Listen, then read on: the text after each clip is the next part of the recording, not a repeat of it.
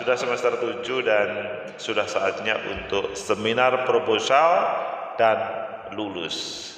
Kita temanya pertemuan kedua membuat rumusan masalah.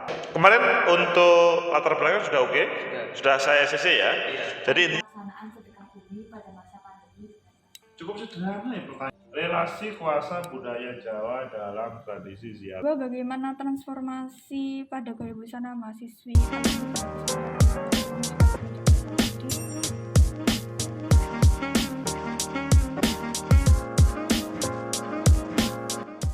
Welcome back to Agus M. Fauzi Official. Hari ini kita melaksanakan bimbingan skripsi. Kemarin teman-teman sudah membuat latar belakang. Jadi pertama kemarin sudah bisa membuat latar belakang semuanya kan? Sudah beres semuanya? Oke, ini ada Aulia. Menyapa dong. Ada Bella. Kemudian ada Hilda. Ada Siska. Nova. Suaranya mana? Dan ada Ardan. Kesemuanya ini semester 6 guys.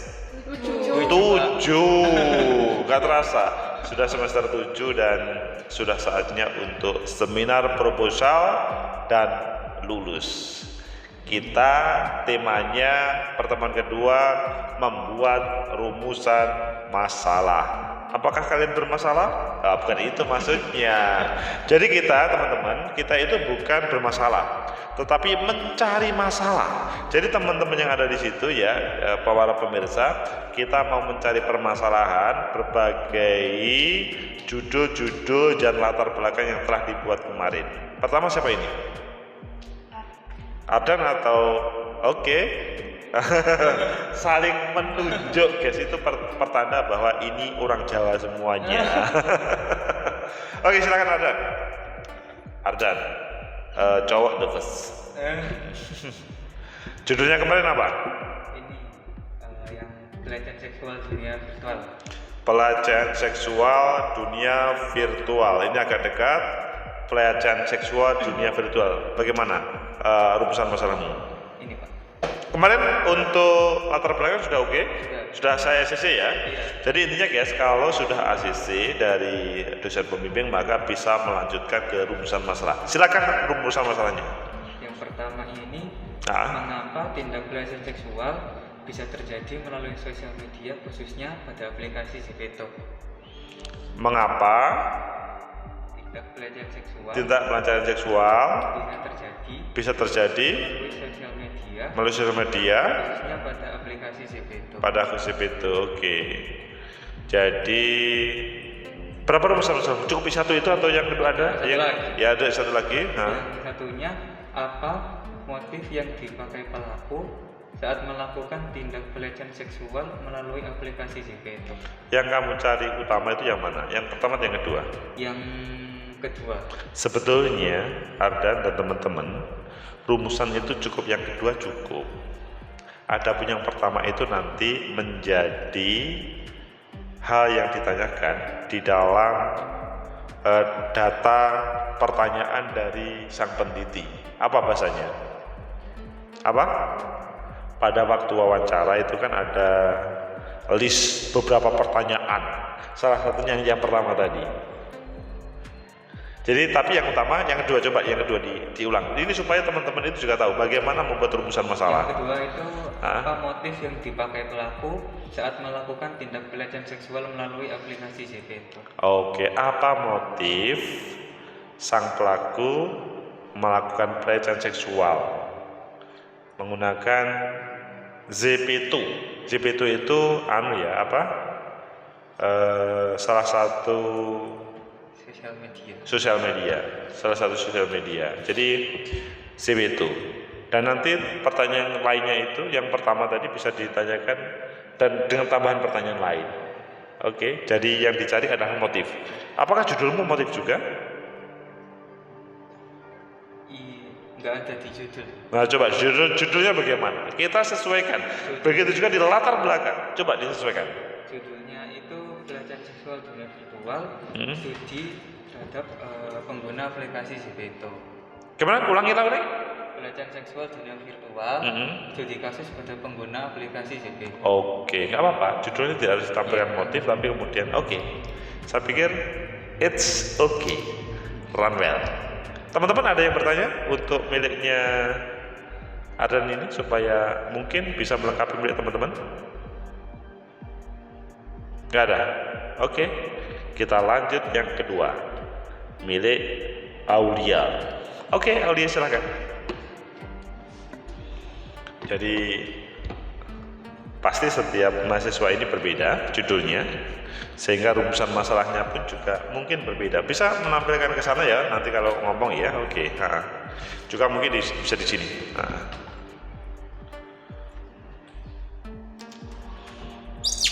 Oke, judulnya apa, Aulia Ayu? Saya mengambil judul tradisi sedekah bumi pada masa pandemi dan masa pasca pandemi. Tradisi sedekah bumi. Sekarang Aulia Ayu. Apa judulmu? Tradisi sedekah bumi pada masa pandemi dan pada masa pasca pandemi. Oke, tradisi sedekah bumi antara pandemi dan pasca pandemi. Kemarin sudah saya setujui. Kalau sudah disetujui, maka kita langsung membuat rumusan. Oke, silakan. Rumusan masalahnya seperti apa? Bisa dekat rumusan masalahnya? Rumusan masalah saya bagaimana perbedaan pelaksanaan sedekah bumi pada masa pandemi dan pasca pandemi COVID-19. Jadi cukup. Gimana? Diulang lagi? Bagaimana perbedaan sedekah bumi pada masa pandemi? Cukup sederhana ya pertanyaannya ya. Apa perbedaannya? Kan sudah selesai kalau begitu. Soalnya kemarin saya mengambil 3 rumusan masalah terkait kepercayaan masyarakatnya itu sama saya lupa katanya kemarin bilang kalau itu bisa jadi 3 skripsi. Cukup ambil satu aja. Iya, satu aja. Maksudnya gini, posisimu itu adalah menampilkan judul itu dalam rumusan masalah. Ya, dirimu pengen membedakan perbedaan antara pandemi sama pasca pandemi. Iya, tapi awalnya saya pengennya kayak pengen tahu kepercayaan masyarakatnya terkait kenapa kok tradisi sedekah bumi ini dilaksanakan. Oke, lebih baik memang bagaimana kalau kepercayaan kan sudah berjalan sekian lama ya. Namun sesuatu yang baru itu memang pandemi dan pasca pandemi. Di situ yang tampil adalah bagaimana peneliti bisa mengetahui, yaitu bagaimana terjadi perbedaan antara kedua sesi itu. Gitu. Oke, jadi sebenarnya tidak cukup pada perbedaannya. Meskipun perbedaannya bisa, namun nanti di dalam kuesionernya itu nanti sebegitu lengkap. Oke. Tujuannya gimana? Tujuannya? Mengidentifikasi pelaksanaan tradisi sedekah bumi yang dilakukan presiden, menganalisis perbedaan pelaksanaan tradisi sedekah bumi sebelum dan pasca pandemi, menganalisis pelestarian budaya sedekah bumi yang masih dipertahankan. Oke. Jadi gimana? 3, ada berapa? 4 atau 3? 3 itu akhirnya merupakan lanjutan dari rumusan masalahmu atau bukan? Kalau menurut itu, jadi merupakan lanjutan dari rumusan masalah.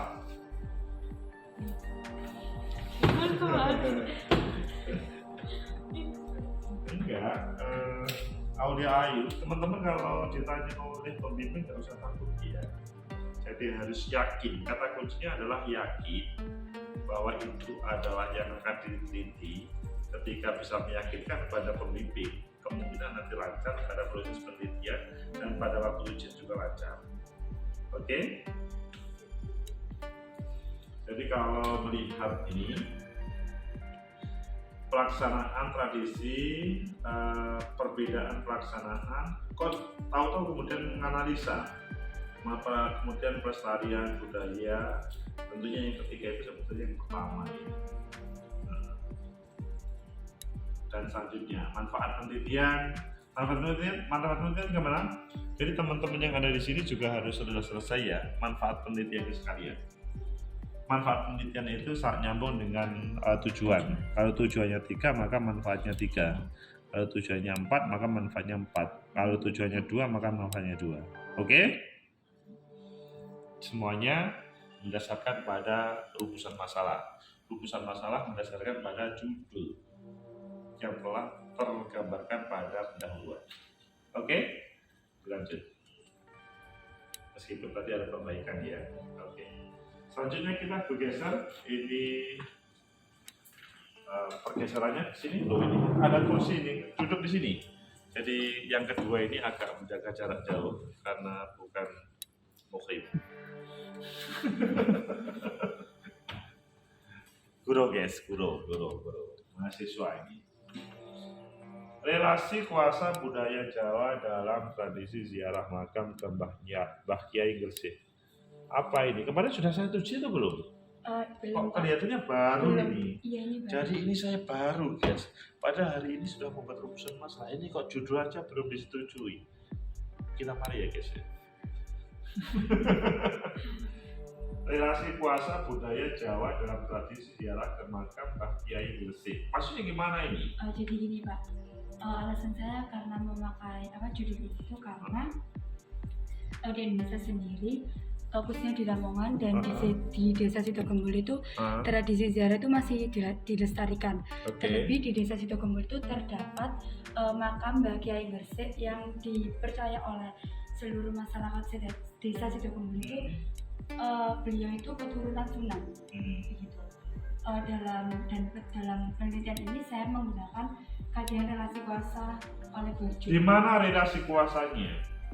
Gimana Pak? Relasi kuasanya pada posisi di mana? Jadi para pemirsa itu kan ingin tahu kok menampilkan relasi kuasa. Relasi kuasanya di mana? Jadi gini Pak, relasi kuasanya itu perbedaannya di makam orang biasa sama Mbah Kiai Gresik itu. Mbah Kiai Gresik ini kan memiliki simbolik ya, jadinya dia itu dipercaya oleh masyarakat. Sedangkan kalau seseorang yang tidak memiliki relasi simbolik maka dia tidak dipercaya. Sedangkan Mbah Kiai Gresik ini memiliki relasi simbolik. Loh kan Mbah Kiai Gresik kan sudah meninggal. Iya. Kalau ngomong relasi kuasa kan yang masih hidup yang mengelola makam itu mungkin. Itu Pak, masyarakat tahunya kan dari cerita orang terdahulu gitu. Nah, kalau judulnya itu relasi kuasa budaya Jawa dalam tradisi ziarah, itu sudah berbeda dengan yang kamu ceritakannya, Nova. Kalau relasi kuasa budaya Jawa dalam tradisi ziarah ini, yang di situ dalam proses ziarah itu ada para budaya Jawa itu mengambil kekuasaan yang ada dalam tradisi ziarah di makam. Jadi Mbah Kiai Gresik itu adalah identitas dengan Islam, tapi tradisi Jawa yang mengambil kuasa, tapi dengan sesuatu kekuasaan. Ada sesuatu, misalkan nggak tahu apakah dengan pemerintah kabupaten atau pemerintah desa ataupun yang lain. Ini masih judul, beda dengan yang dua tadi, tapi kita ikut ya guys. Kelihatan dimarahin.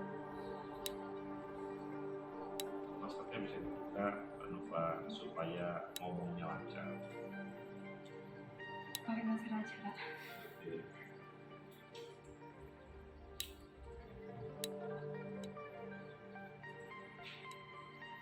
Ayo, gimana? Oke, kalau begitu Mbak Nova masih belum jun betul. Coba dipikirkan kembali intinya, teman-teman. Ketika menampilkan relasi kuasa, ya, itu maka bukan pada tatanan atau pada saat Mbah Kiai Gresik pada waktu itu, apalagi di sini adalah relasi budaya Jawa. Maka yang ditampilkan itu adalah budaya Jawa di situ mempunyai relasi kuasa, mungkin oleh elit penguasa ataupun mungkin dengan keberadaan atau identitas dengan Jawanya. Intinya adalah dia mampu mengalahkan tradisi yang ada di dalam Islam. Jadi bagi yang Resik di situ maksudnya dalam al-ziarah sangat Jawa, bukan sangat Islam. Oke, kita bergeser lagi. Apakah sebelum bergeser Mbak Nova siap untuk memikirkan ulang apa maksudnya? Bergeser lagi, oke, kita bergeser. Sekarang kita bergeser ke Bella, silakan Bella. Ya, nggak apa-apa di situ aja kalau apa. Oke, nanti biar Mas apa bisa. Apa Bella?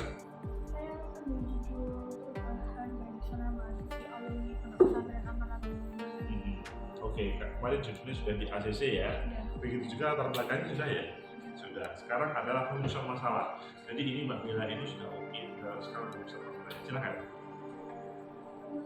Rumusan masalah saya yang pertama itu penyebab terjadinya perubahan gaya busana mahasiswi alumni tersebut. Oke. Mengapa terjadi perubahan budaya, perubahan gaya busana alumni? Pada posisi mana perubahan budayanya ya? Alumni di mana? Alumni Pondok Pesantren Amanat Rumah. Oke, nggak dijelaskan nggak antara alumni yang ada di kampus A atau kampus B itu nanti dijelaskan di mana, di rumusan masalah atau di selanjutnya misalkan di apa benda apa atau depan dahuluan di latar belakang itu, di pembahasan atau tempat. Saya masukkan di rumusan masalah aja, Pak. Oke, kalau rumusan masalah ya di masa tambahkan. Iya. Kan rumusan masalahmu ini, rumusan masalah Bella ini masih berbicara perubahan. Mengapa sih terjadi perubahan gaya busana alumni Pondok Pesantren A? Tapi alumni di mana? Apakah semua alumni atau hanya di kampus-kampus tertentu saja atau di tempat tertentu? Saya ambil dari 3 kampus yang berbeda. Oke, di Surabaya. Di Surabaya 2, di Malang 1. Oke, kalau begitu ini mewakili dari seluruh alumni. Intinya adalah semua negeri atau campur? Ada yang swasta juga?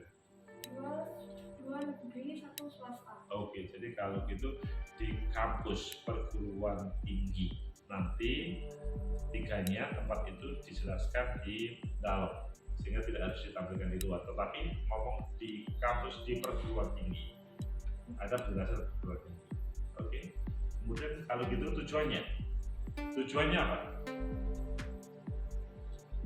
Di sini saya rumusan masalahnya ambil 2, Pak. Oh, 2. Iya.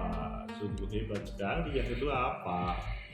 Yang kedua, bagaimana transformasi pada gaya busana mahasiswi alumni Pondok Pesantren Amanat Rumah Pajak Mojokerto. Jadi saya ingin melihat transformasi gaya busana ketika berada di pesantren hingga saat berada di kampus.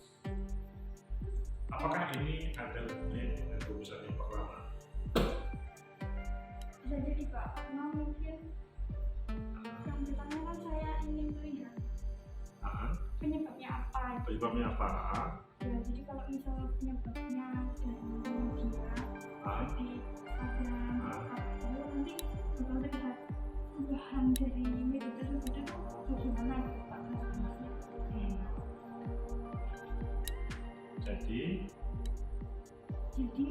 Jadi antara itu sama antara yang satunya itu karena 1 dan 2 itu ya itu tuh karena lingkungannya mereka, intinya kan ada subjek yang dia itu maksudnya sumbernya yang dia itu berada di lingkungan pondok pesantren sebenarnya, Pak. Jadi kan emang pada saat kuliah dia masih berada di pondok pesantren. Jadi itu saya ingin tahu kebijakan. Tapi sebetulnya kan Mbak Bella kan bisa tahu kan, tanpa harus meneliti sudah tahu kan jawabannya. Iya Pak, untuk yang nomor 2 tapi kembali lagi di nomor 1, penyebabnya itu apa? Kok bisa menjadi penampilan seperti itu? Oke, Mbak Bella lanjutkan untuk lebih teknis lagi, maksudnya tujuan sama manfaat. Sudah ditulis? Sudah. Oke, kita lihat bagaimana tujuan dan manfaat penelitian ini. Tujuannya sudah saya jelaskan yang sebelumnya sih Pak, untuk mengetahui hal apa yang menyebabkan mahasiswi alumni pondok Pesantren Amanatul Ummah Pacet Mojokerto merubah gaya busananya. Dan yang kedua itu untuk melihat bagaimana transformasi gaya busana pada saat berada di wilayah pondok pesantren hingga pada saat menjadi mahasiswa. 3, 2, manfaatnya? Manfaat kayak teoritis sama manfaat juga. Untuk yang manfaat teoritis dapat menambah wawasan sumber informasi serta potensi sebagai pengembangan penelitian selanjutnya mengenai kehidupan profesional mahasiswa. Manfaat itu ngomong semuanya berdasarkan pada tujuannya. Ya, jadi nyambung lah antara manfaat dan tujuan. Oke, lanjut. Yang bagi akademis diharapkan dapat menambah pengetahuan membaca tentang kebutuhan profesional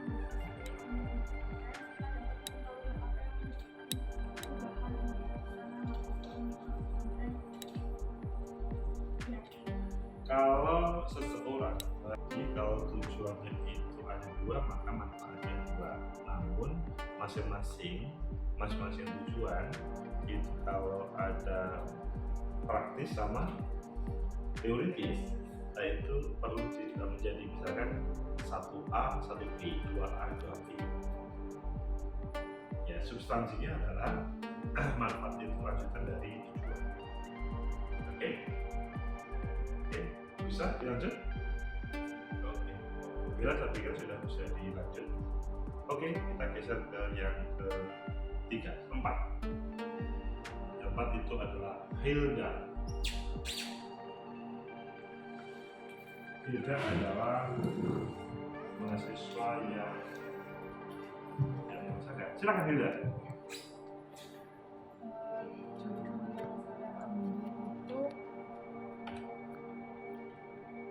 Fenomenologi pergeseran penggunaan jilbab, studi siswi SMA Muhammadiyah 4 Surabaya.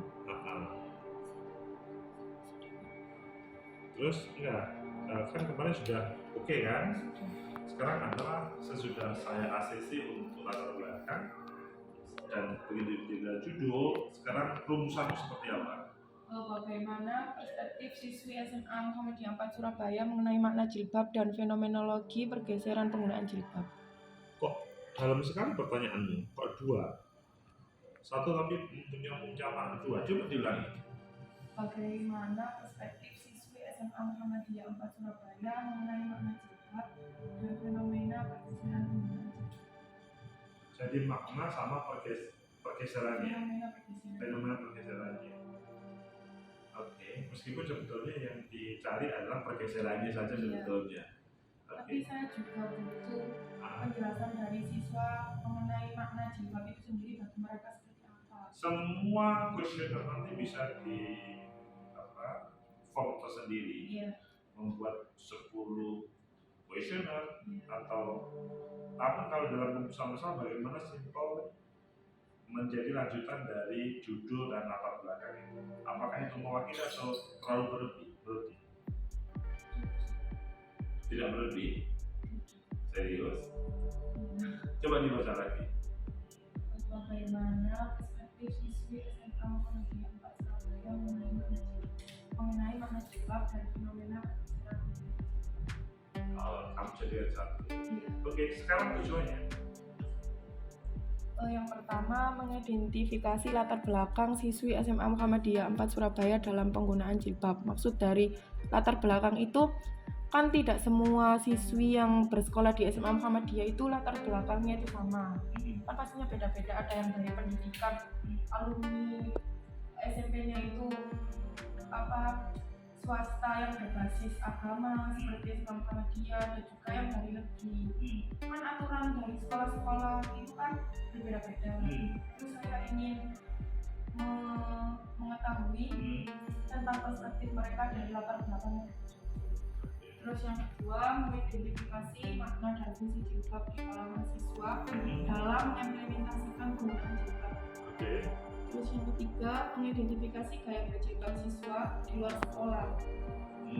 Terus yang keempat, mengidentifikasi faktor yang mendasari terjadinya fenomena pergeseran penggunaan jilbab. Yang kelima, menganalisis perspektif siswi SMA mengenai makna jilbab. Itu merupakan tujuan semuanya. Sehingga manfaatnya juga sama. Manfaatnya ada dua sih Pak. Mengapa tidak sama dengan sebanyak tujuan?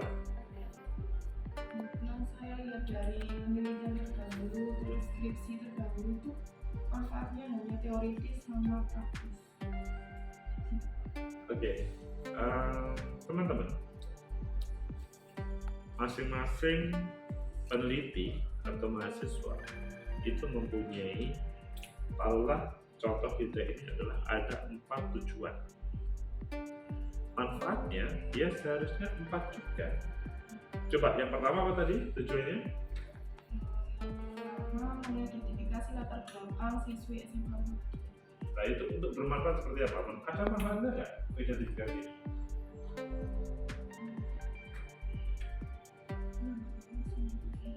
Menambah wawasan. Ya nggak tahu, kamu pengen peneliti itu kenapa?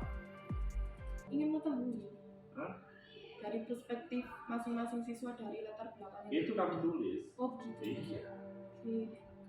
Kemudian yang kedua, Yang kedua itu mengidentifikasi makna dan fungsi jilbab di kalangan siswa dalam mengimplementasikan belajar. untuk apa itu?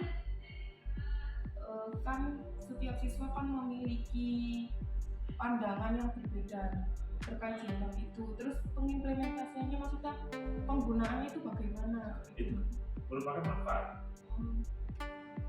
Kemudian ketiga, Berarti ini dirinci gitu ya Pak? iya. Dan ngapain kamu punya tujuan dan punya manfaat? Dan selanjutnya, ini dicocokkan ya. Iya.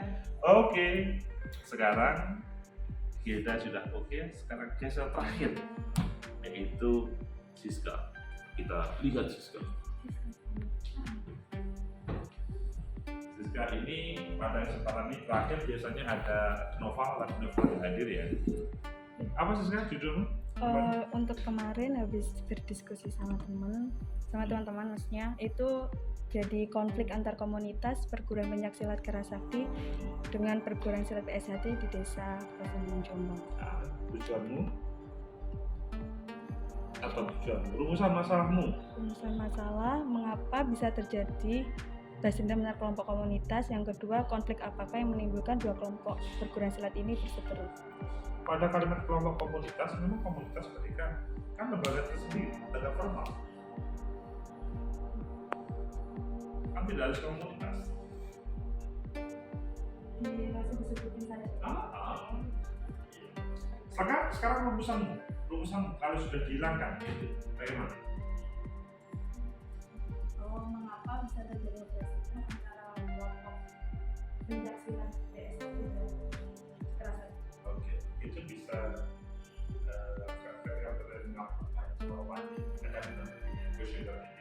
susun yang baik. Oke. Selanjutnya tujuan mengidentifikasi motif terjadinya pembacokan yang terjadi, mengidentifikasi konflik yang menimbulkan balas dendam itu terjadi, mengidentifikasi dampak yang ditimbulkan setelah kejadian ini, dan menganalisis teman-teman data serta keterkaitannya dengan teori sosiologi. itu manfaat atau tujuan? Tujuan. Sekarang manfaatnya. Manfaatnya belum Pak, soalnya ini kemarin baru. Oke, intinya bahwa ketika ngomong tujuan tadi, apakah itu sudah menjawab terkait dengan apa yang jadi judul atau latar belakang dan sampai ke pada rumusnya masalah? Iya. Jadi seorang peneliti itu pasti mempunyai tujuan tertentu. Ketika mempunyai maka manfaatnya ada minimal 4. Apa itu terjadi? Iya. Oke. Kalau begitu cukup. Nanti kita lanjutkan tentang manfaatnya ya. Oke. Begitu teman-teman. Jadi ini adalah suasana kita ujian skripsi untuk membuat rumusan masalah, dilanjut dengan tujuan dan manfaat. Dengan cara seperti ini teman-teman bisa belajar bersama-sama apa yang menjadi kelebihan dan kekurangannya. Dan yang lebih penting, kalian yang kebetulan juga sedang skripsi bisa juga mengambil hikmah dari bagaimana membuat rumusan masalah. Intinya kalau kalian sudah memiliki judul dan dituangkan dalam latar belakang yang bagus, tentunya menggunakan berbagai referensi baik jurnal nasional ataupun internasional, maka bisa membuat rumusan masalah. Rumusan masalah itu dalam bahasa Jawa ini golek perkara. Jadi apa sih? Maksudnya gini, ada sebuah kegalauan dari seorang peneliti. Mengapa judul itu muncul atau latar belakang itu muncul? Ya, peneliti pengen tahu, tidak cukup kepo ya, pengen tahu betul apa yang menjadi jawaban dari kegalauan sang peneliti, sehingga dilanjut dengan manfaat, tujuan dahulu dan manfaat, maka bab 1 relatif selesai. Mungkin nanti juga tempat setting lokasi atau perbaikan ditambahkan, sehingga minggu depan atau pertemuan selanjutnya kita akan membahas tentang bab 2. Bab 2 tentang apa? Kajian pustaka. Teman-teman, meskipun sudah menampilkan berbagai referensi di latar belakang, maka harus bisa menampilkan yang lebih fix terkait dengan kajian pustaka, sehingga penelitian teman-teman, skripsi teman-teman bisa dikerjakan mendasarkan pada pustaka-pustaka yang ada. Semoga bermanfaat. Like, subscribe, comment, and share. Sampai jumpa.